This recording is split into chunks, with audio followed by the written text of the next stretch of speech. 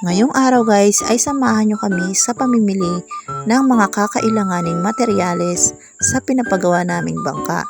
Naghanap rin kami ng makina at pagkatapos niyan bago kami umuwi ay kumain din kami sa mura pero masarap na kainan dito sa bayan. Tara at samahan nyo kami sa panibagong araw ng aming buhay.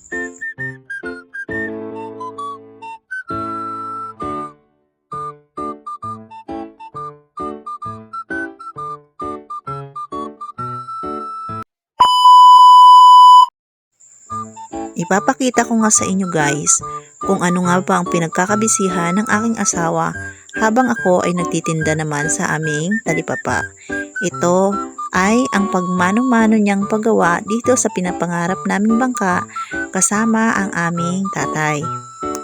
So ngayong araw guys ay pupunta tayo sa bayan para tumingin at makapamili kahit papaano ng mga materyales na gagamitin. Pagkarating nga namin sa bayan ay dyan kaagad kami dumiretso sa hardware upang magtanong-tanong ng mga materyales na kakailanganin. Kailangan kasi natin guys mag-canvas ng mga presyo ng mga bilihin. Syempre medyo tight ang budget natin. Talagang babudgetin lang natin ang pera natin para kahit papaano ay mabili natin yung mga pangunahing pangangailangan sa ating bangka. Ayan nga, kinukwento-kwento ko lang itong aking anak para hindi siya mainip habang naghihintay kami sa pamimili ng mga plywood na gagamitin. Hindi kasi basta-basta guys, yung mga plywood na yan dahil kailangan ay yung panggamit talaga sa dagat. Para hindi siya madaling matuklap, kailangan marine plywood talaga ang bilhin. Medyo mahal nga yung ganyang plywood guys kumpara sa ordinary na plywood. Pero yang mga ganyang plywood ay nagtatagal naman yan ng taon. Bumili na rin nga kami ng epoxy na malaki dahil kailangan talaga yan sa paggawa ng bangka.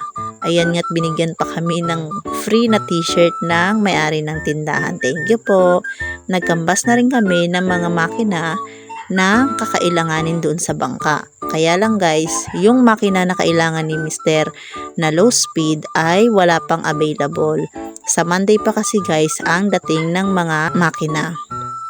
Kaya nga bago kami umuwi, dahil nagutom na rin guys, ay pumunta muna kami sa isang kainan dito. Gutom na nga raw itong mga kasama ko kaya nag-order na rin kami ng isang sisig at 3 pork chop with 1 free rice at saka free drinks. O diba guys, napakasulit lang talaga ng aming lunch.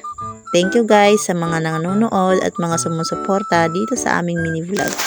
Thank you, bye-bye!